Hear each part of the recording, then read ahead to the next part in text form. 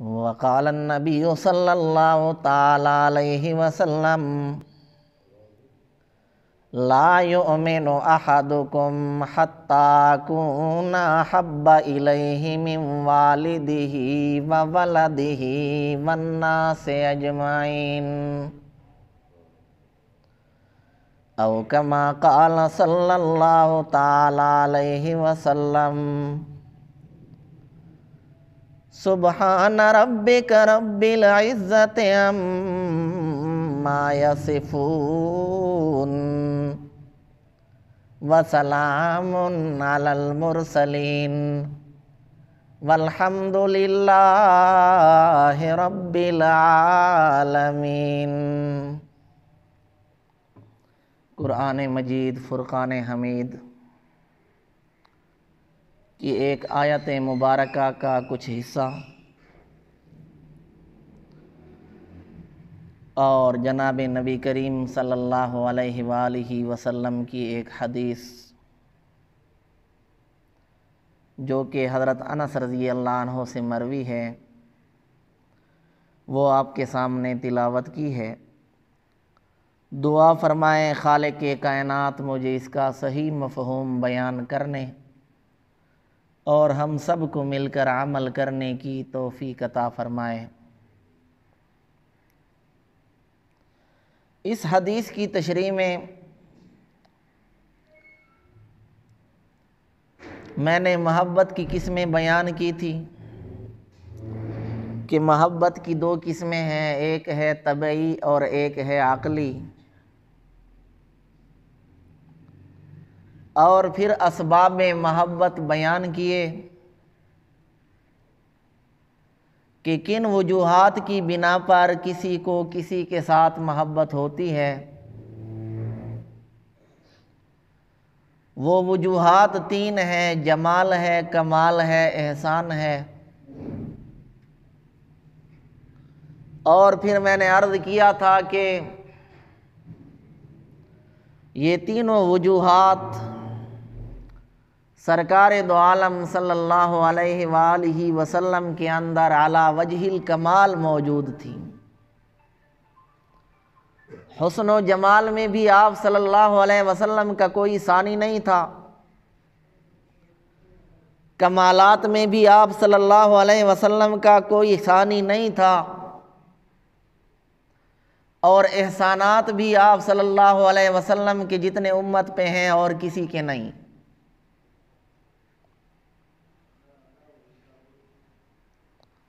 آپ صلی اللہ علیہ وسلم کا حسن و جمال کیسا تھا، آپ صلی اللہ علیہ وسلم کا حلیہ مبارک کیسا تھا، اس کے بارے میں روایات گزر چکی۔ اب جو روایات بیان ہو رہی ہیں وہ ہے سرکار دو عالم صلی اللہ علیہ وسلم کی مہر نبوت کے بارے میں۔ حضرت علی کرم اللہ وجہہ کی روایت میں گزر چکا کہ بین کتفیہ خاتم النبوہ، آپ صلی اللہ علیہ وسلم کے دو کندھوں کے درمیان مہر نبوت تھی۔ اب مہر نبوت کس قسم کی تھی؟ مہر نبوت کی شکل کیسی تھی؟ مہر نبوت کا رنگ کیسا تھا؟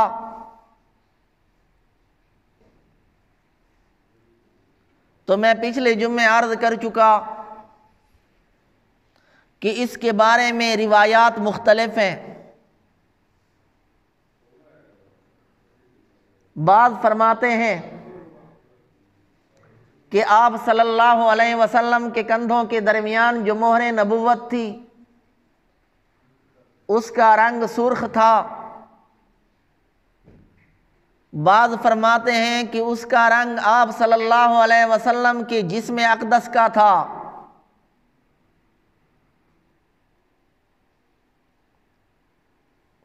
اور اس کے بارے میں بھی روایات مختلف ہیں کہ اس کی حیت کیسی تھی۔ بعض حضرات فرماتے ہیں کہ وہ کبوتری کی انڈے کی طرح تھی، اور بعض فرماتے ہیں کہ چکوری کی انڈے کی طرح، اور بعض نے شتر مرغ کے انڈے کا لکھا ہے۔ بعض حضرات فرماتے ہیں کہ بالوں کا مجموعہ تھا۔ محدثین فرماتے ہیں کہ ان میں تعارض نہیں، مہر نبوت تبدیل ہوتی رہتی تھی، سائز بھی اس کی تبدیل ہوتی تھی، رنگ بھی اس کا تبدیل ہوتا تھا۔ تو جس صحابی نے جیسا مشاہدہ کیا، اپنے مشاہدے کے مطابق، اپنے معائنے کے مطابق اس نے بیان کیا۔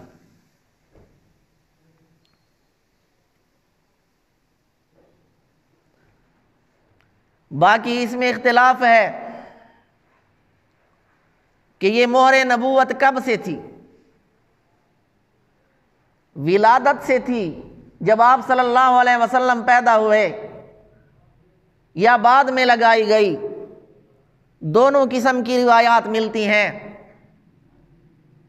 بعض روایات سے معلوم ہوتا ہے جب پہلی مرتبہ آپ صلی اللہ علیہ وسلم کا شق صدر ہوا، جب جبریل علیہ السلام نے آپ کا سینہ مبارک چیر کر، دل مبارک نکال کر زمزم کے پانی سے دھویا، تو جبریل نے مہر بھی لگائی۔ جبریل کے ہاتھ میں مہر بھی تھی روشن قسم کی۔ تو جس صحابی نے جس انداز میں، جس طور سے مشاہدہ کیا، معائنہ کیا، اس نے اسی کیفیت کو بیان کیا۔ چیز بہرحال ایک تھی، لیکن یہ ہے کہ مختلف ہوتی رہتی تھی۔ تو اس کے بارے میں ایک روایت حضرت صائب بن یزید کی، جو کہ میں پچھلے جمعے بھی بیان کر چکا۔ حضرت صائب بن یزید رضی اللہ عنہ فرماتے ہیں کہ ذہبت بھی خالتی الی رسول اللہ صلی اللہ علیہ وسلم، کہ میری خالہ مجھ کو رسول اللہ صلی اللہ علیہ وسلم کی خدمت میں لے گئی۔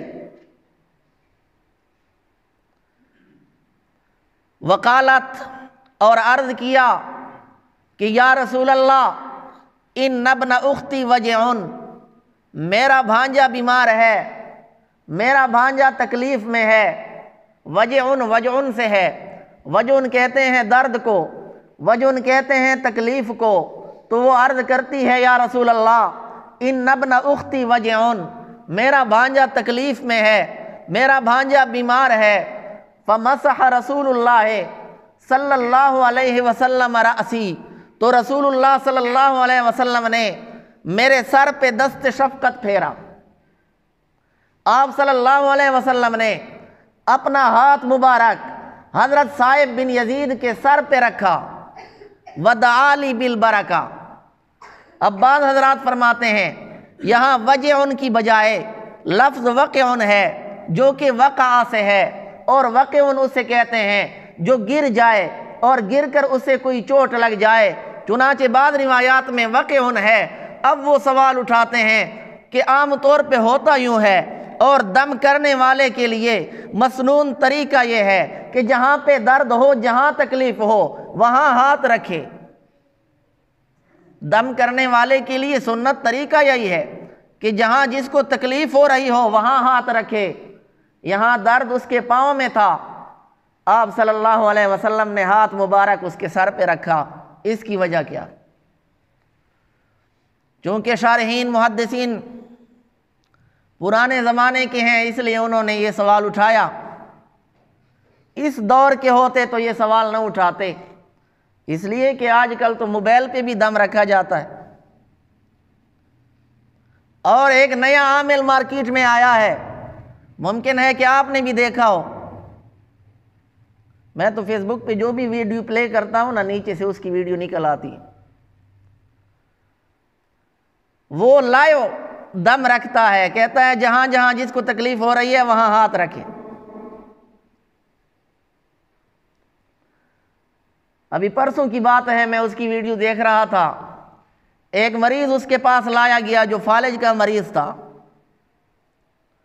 تو اس نے دم کیا، اس کے اندر سے اس نے عجیب و غریب قسم کی تاریں نکالی،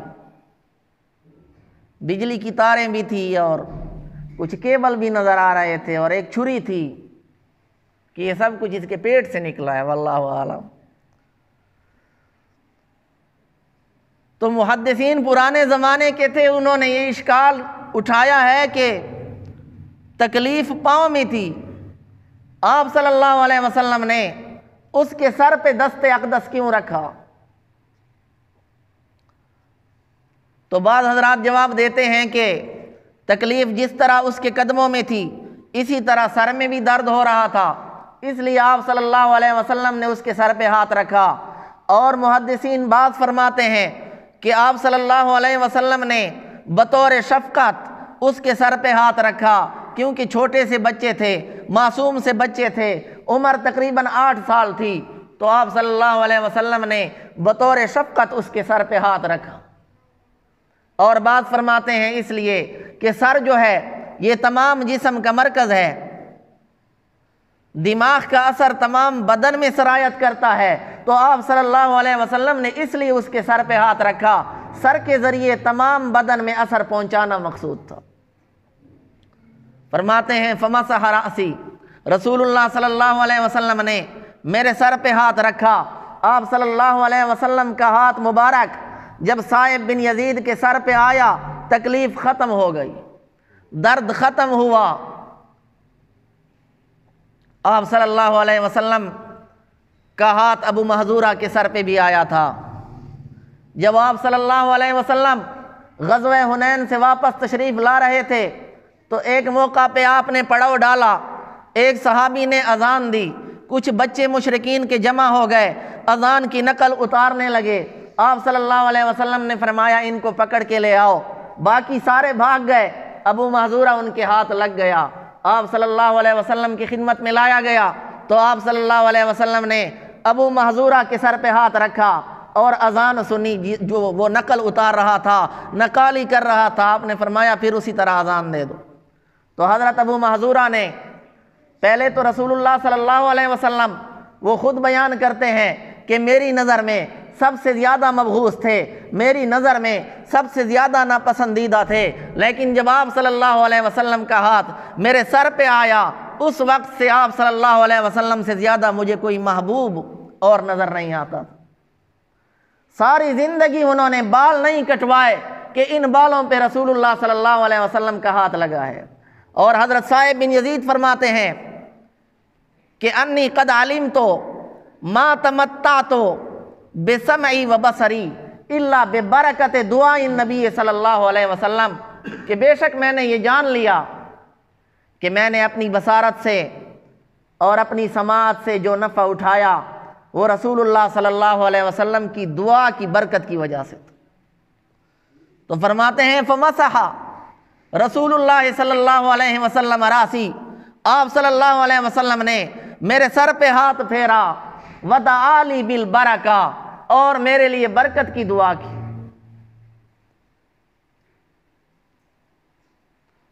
محدثین لکھتے ہیں کہ اس مقام پہ جس مقام پہ رسول اللہ صلی اللہ علیہ وسلم کا ہاتھ مبارک آیا تھا تو آخری عمر تک ان کے بال سیاہ رہے، کوئی بال سفید نہیں ہوا جہاں حضور کا ہاتھ مبارک لگا۔ اس کے علاوہ باقی بال سفید ہو گئے لیکن وہ جگہ سیاہ رہی۔ ودعا لی بالبرکہ، آپ صلی اللہ علیہ وسلم نے مجھے برکت کی دعا دی۔ برکت کی دعا رسول اللہ صلی اللہ علیہ وسلم نے حضرت انس بن مالک رضی اللہ عنہ کے لیے بھی کی تھی، جس کی کنیت ابو حمزہ ہے۔ وہ فرماتے ہیں کہ رسول اللہ صلی اللہ علیہ وسلم نے میرے مال میں، اولاد میں، رزق میں برکت کی دعا دی اور گناہوں کی بخشش کی بھی۔ تو فرماتے ہیں عمر کا یہ حال تھا کہ 100 سال سے زائد عرصہ میں نے پایا، اولاد میں برکت کا یہ حال تھا کہ 100 سے زائد اولاد کو تو میں نے اپنے ہاتھوں سے دفن کیا۔ رزق میں برکت کا یہ حال تھا کہ مدینہ منورہ میں ان کا ایک باغ تھا، باقی سارے لوگوں کے باغ سال میں 1 مرتبہ پھل دیتے تھے، ان کا باغ سال میں 2 مرتبہ پھل دیتا تھا۔ یہ رسول اللہ صلی اللہ علیہ وسلم کی دعا کی برکت تھی۔ اور فرماتے تھے جب 3 دعائیں میرے حق میں قبول ہو گئیں، میں امید کرتا ہوں کہ چوتھی بھی قبول ہوگی، یعنی مغفرت ذنوب والی، گناہوں کی بخشش والی۔ تو صائب بن یزید کے لیے بھی رسول اللہ صلی اللہ علیہ وسلم نے برکت کی دعا دی۔ اس سے معلوم ہوا کہ اپنے بچوں کو صلحاء کے پاس لے جانا، دعا کے لیے ان سے برکت کی دعا طلب کرنا، یہ جائز ہے، حدیث سے ثابت ہے۔ ببرکت دعا النبی صلی اللہ علیہ وسلم، تو فرمایا ودعا لی بالبرکہ، آپ صلی اللہ علیہ وسلم نے مجھے برکت کی دعا دی۔ وتوضأ، اور آپ صلی اللہ علیہ وسلم نے وضو فرمایا۔ فشربت من وضوئہ، میں پچھلے جمعے بھی عرض کر چکا کہ 3 قسم کے الفاظ مستعمل ہیں۔ ایک ہے وضو جو ہم نماز کے لیے کرتے ہیں، ایک ہے وضو، واو کے زبر کے ساتھ، وضو کہتے ہیں اس پانی کو جس پانی کے ساتھ وضو کیا جائے، اور ایک ہے وضو، وضو کہتے ہیں اس کوزے کو، برتن کو جس کے ساتھ وضو کیا جائے۔ تو فرمایا فشربت من وضوئہ، آپ صلی اللہ علیہ وسلم نے وضو فرمایا، یا تو اس وجہ سے کہ آپ کو وضو کی حاجت تھی، اور یا اس وجہ سے تاکہ میرے وضو کا بچا ہوا پانی یہ پی لے۔ فشربت من وضوئہ، میں نے آپ صلی اللہ علیہ وسلم کی وضو کا بچا ہوا پانی پی لیا۔ وقمت خلف ظہرہ، اور میں آپ صلی اللہ علیہ وسلم کے پشت پیچھے کھڑا ہوا۔ فنظرت الی الخاتم الذی بین کتفیہ، میں نے نظر اٹھائی مہر نبوت کی طرف، وہ مہر نبوت جو آپ صلی اللہ علیہ وسلم کے 2 کندھوں کے درمیان تھی۔ فَإِذَا هُوَ مِثْلُ زِرِّ الْحَجَلَةِ، بس اچانک وہ چوکوری کے انڈے کی طرح تھی۔ حجلہ کہتے ہیں چوکور کو بھی، اور حجلہ کہتے ہیں چھپر کھٹ کو، مسہری کو، یا اس کی گھنڈیوں جس کو ڈولی کہا جاتا ہے، جو دلہن کے لیے سجایا جاتا ہے، تو اس کی جو گھنڈیاں ہوتی ہیں، اس کے جو بٹن ہوتے ہیں، اس بٹن کی طرح تھی مہر نبوت، یا چوکوری کی انڈے کی طرح تھی۔ امام شافعی رحمۃ اللہ علیہ اس حدیث سے استدلال کرتے ہیں۔ امام شافعی فرماتے ہیں کہ وضو کا بچا ہوا پانی جو ہوتا ہے، مستعمل پانی جو وضو کے لیے استعمال ہو جائے، فرماتے ہیں وہ پاک ہے۔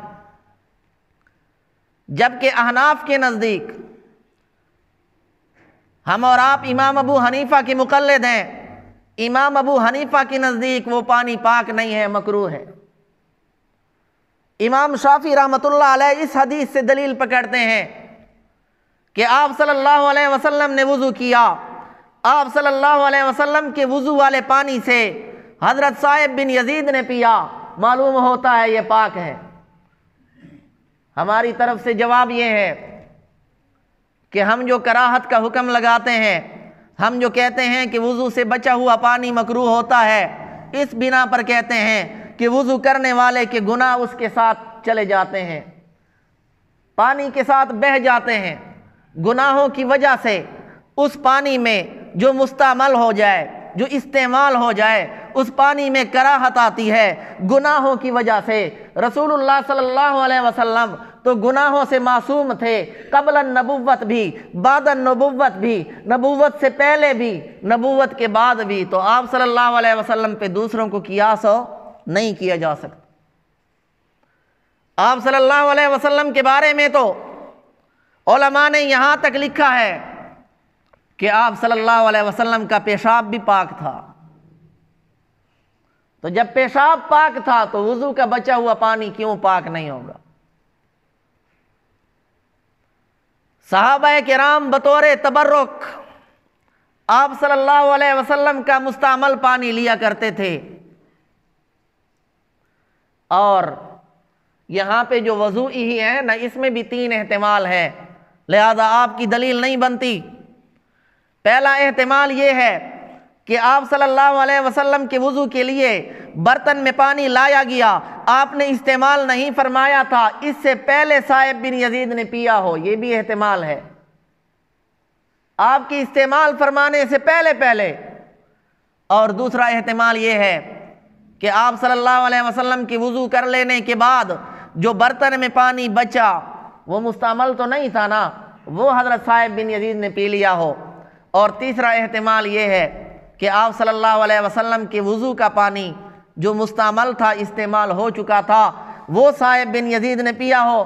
یہ تیسرا احتمال ہے، یہ راجح ہے، لیکن جب دو احتمال آ جائیں تو پھر وہ دلیل نہیں بن سکتی۔ اور اس کے لیے بھی ہم کہتے ہیں کہ آپ صلی اللہ علیہ وسلم کی خصوصیت تھی۔ صحابہ کرام آپ صلی اللہ علیہ وسلم کے وضو کا بچا ہوا پانی استعمال کرتے تھے۔ حضرت عروہ بن مسعود کو قریش نے بھیجا، رسول اللہ صلی اللہ علیہ وسلم کی خدمت میں حاضر ہو کر جائزہ لینے کے لیے عروہ بن مسعود آتا ہے آپ صلی اللہ علیہ وسلم کی مجلس میں، اور پھر اس نے جو تاثرات بیان کیے وہ کہنے لگا، میں بڑے بڑے بادشاہوں کے درباروں میں گیا ہوں، نجاشی کے دربار میں بھی گیا ہوں، اور کسریٰ کے بادشاہ ان کے درباروں میں گیا ہوں، لیکن جو تعظیم محمد صلی اللہ علیہ وسلم کی صحابہ کرتے ہیں، اس جیسی تعظیم میں نے اور کہیں نہیں دیکھی۔ یہاں تک کہ جب آپ صلی اللہ علیہ وسلم تھوکتے ہیں تو آپ کی تھوک کسی صحابی کی ہتھیلی پہ نظر آتی ہے، وہ اسے جسم پہ ملتا ہے برکت حاصل کرنے کے لیے۔ آپ صلی اللہ علیہ وسلم اگر کسی کو کسی کام کا حکم دیتے ہیں تو آپ کے صحابہ دوڑ پڑتے ہیں آپ صلی اللہ علیہ وسلم کے حکم کی تعمیل میں۔ اور آپ صلی اللہ علیہ وسلم جب وضو فرماتے ہیں، صحابہ آپ کے وضو کا بچا ہوا پانی لینے کے لیے کادو یقتتلون علی وضوئہ، اس کے قریب ہوتے ہیں کہ وہ آپس میں لڑ پڑیں آپ صلی اللہ علیہ وسلم کے وضو کا بچا ہوا پانی حاصل کرنے کے لیے۔ تو صحابہ کرام یہ لیا کرتے تھے، بطور تبرک جسم پہ ملا کرتے تھے۔ حضرت ابو جحیفہ فرماتے ہیں کہ میں رسول اللہ صلی اللہ علیہ وسلم کی خدمت میں حاضر ہوا، آپ صلی اللہ علیہ وسلم نے وضو فرمایا، آپ کے وضو کا بچا ہوا پانی حضرت بلال نے پی لیا، باقی صحابہ دوڑے آپ صلی اللہ علیہ وسلم کے وضو والا پانی حاصل کرنے کے لیے۔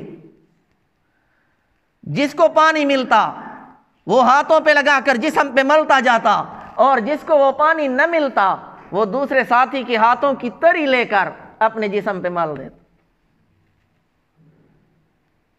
تو آپ صلی اللہ علیہ وسلم کی تو بات ہی کچھ اور تھی، لہذا اس پہ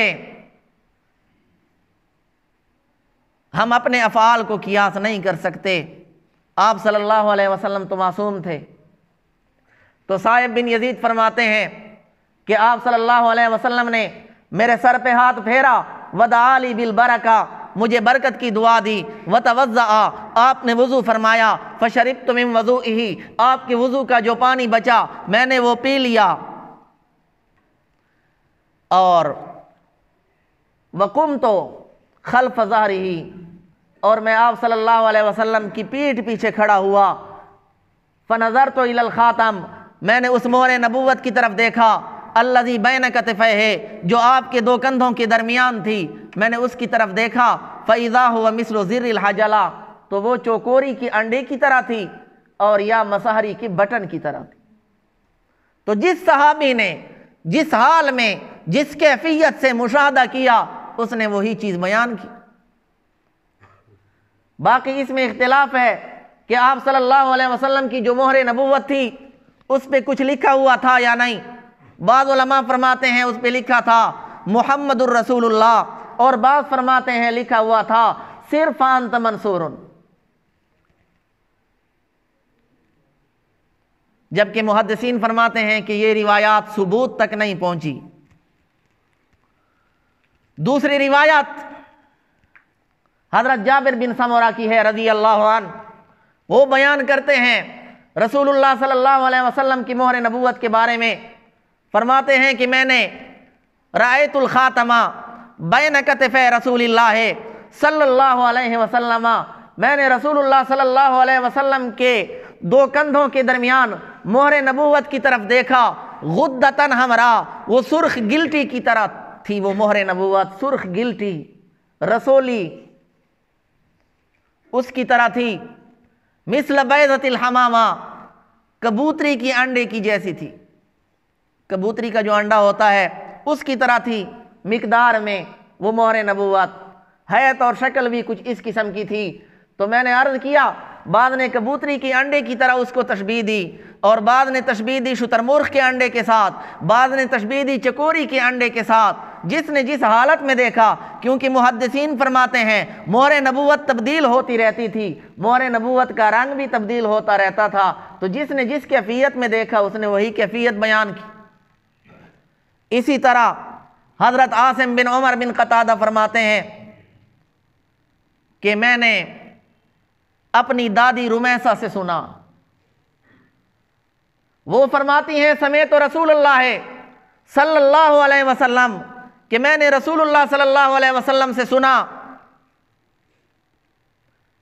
اور ولو اشاء ان اقبل الخاتم الذي بین کتفیہ من قربہ لفعلت، وہ بیان کرتی ہیں حضرت رمیسہ رسول اللہ صلی اللہ علیہ وسلم کی صحابیہ، بیان کرتی ہیں کہ میں آپ صلی اللہ علیہ وسلم سے اس قدر قریب تھی کہ اگر میں آپ کی مہر نبوت کا بوسہ لینا چاہتی میں لے سکتی تھی۔ قرب کو بیان کیا کہ میں اتنی قریب کھڑی تھی آپ صلی اللہ علیہ وسلم کے ساتھ، اور آپ فرما رہے تھے لسعد بن معاذ یوم ماتا، سعد بن معاذ رضی اللہ عنہ کے لیے جس دن وہ فوت ہوئے تھے، آپ فرما رہے تھے اہتز لہ عرش الرحمن، کہ اس کے لیے رحمان کا عرش حرکت میں آ گیا۔ حضرت سعد بن معاذ رضی اللہ عنہ جلیل القدر صحابی ہیں، ان کا تعلق قبیلہ بنی عبد الاشہل کے ساتھ تھا، اور حضرت مصعب بن عمیر رضی اللہ عنہ کی دعوت پہ مسلمان ہوئے۔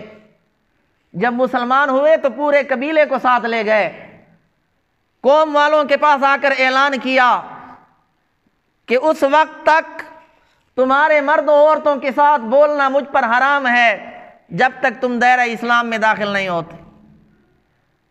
مورخین لکھتے ہیں شام کے سائے پھیلنے سے پہلے پہلے ان کی پوری قوم مسلمان ہو گئی۔ حضرت سعد بن معاذ رضی اللہ عنہ یہ وہی صحابی ہیں جس نے رسول اللہ صلی اللہ علیہ وسلم کو جنگ بدر کے موقع پہ مشورہ دیا تھا کہ آپ کے لیے علیحدہ جگہ بنا لیتے ہیں، سائبان بنا لیتے ہیں، آپ کی سواری آپ کے ساتھ باندھ دیتے ہیں، پھر ہم لڑتے ہیں، اگر ہمیں فتح ہو جائے تو یہ ہمارا مقصود ہے، اور اگر خدا نخواستہ ہمیں شکست ہوتی ہے تو آپ سواری پہ بیٹھ کے واپس چلے جائیں۔ آپ صلی اللہ علیہ وسلم نے خوش ہو کر حضرت سعد بن معاذ رضی اللہ عنہ کو دعا دی۔ غزوہ خندق میں ایک مرتبہ یہ عمرے کے لیے تشریف لے گئے تو امیہ بن خلف کے ہاں ٹھہر گئے، ان کے ساتھ پرانے تعلقات تھے، تو امیہ بن خلف نے ان کو طواف کی اجازت تو دے دی، لیکن کہا کہ ایسے وقت میں طواف کرنا کہ جس وقت کوئی نہ ہو۔ تو طواف کر رہے تھے، ابو جہل کے ساتھ ان کا ٹکراؤ ہوا۔ ابو جہل نے کہا تو کون ہے جو اتنی اطمینان کے ساتھ طواف کر رہا ہے؟ اس نے کہا میں سعد بن معاذ ہوں۔ ابو جہل نے کہا اچھا، محمد کو پناہ دینے کے بعد بھی تو اس قدر امن سکون اور اطمینان کے ساتھ طواف کرتا ہے۔ دونوں میں جھگڑا ہوا، حضرت سعد بن معاذ کی آواز بلند ہو گئی تو امیہ بن خلف کہنے لگا کہ اس کے ساتھ بلند آواز سے بات نہ کر، یہ سردار ہے۔ تو حضرت سعد بن معاذ نے دھمکی دی کہ اگر یہاں تم مجھے عمرہ کرنے سے روکو گے، طواف سے روکو گے، تو پھر تمہارے شام کو جب تم تجارت کے سلسلے میں جاؤ گے تمہارا راستہ بھی میں بند کر دوں گا۔ تو وہ حضرت سعد بن معاذ رضی اللہ عنہ غزوہ خندق میں ان کو تیر لگا، اس تیر کی وجہ سے ان کی موت واقع ہوئی۔ وہاں ان کا علاج جاری تھا۔ جب موت کا وقت آیا رسول اللہ صلی اللہ علیہ وسلم اندر تشریف لے گئے، آپ نے حضرت سعد بن معاذ کا سر اپنی گود مبارک میں رکھا اور آپ نے ان کے لیے دعا کی کہ یا اللہ، سعد نے تیرے راستے میں جہاد کیا ہے اور تیرے رسول کی تصدیق کی ہے، لہذا سب سے اچھے طریقے کے ساتھ ان کی روح قبض فرما۔